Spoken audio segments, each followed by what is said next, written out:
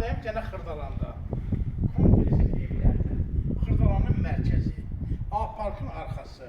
Gözəl belə evlərimiz var. Bəh. Şuna qədər deyil.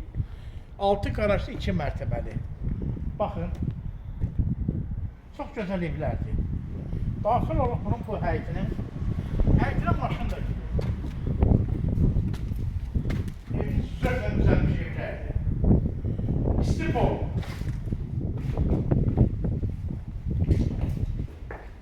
Bura buguna.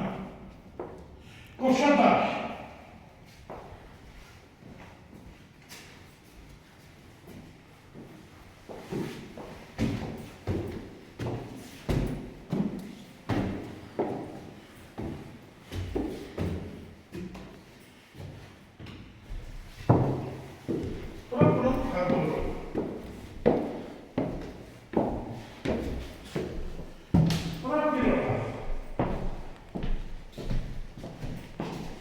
İşıq düşən yer, ləzzətli bir yer.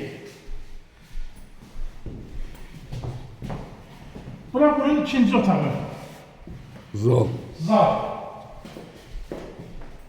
Hər tərəfi qoşadaş, görürsək.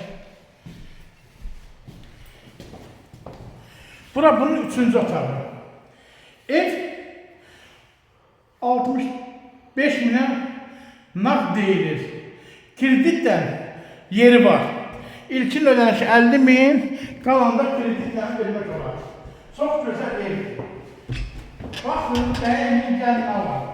Yeri çox gözəl bir yerdir. Kanalımıza abunət olun. Evlər olanda da bizə zəng edin, kömək edək. İstədiyiniz vaxtda mənə zəng edə bilərsiniz. 077 558 04 44-də də müraciət edin. Sizin qolunuza hazıram. Bura qədər.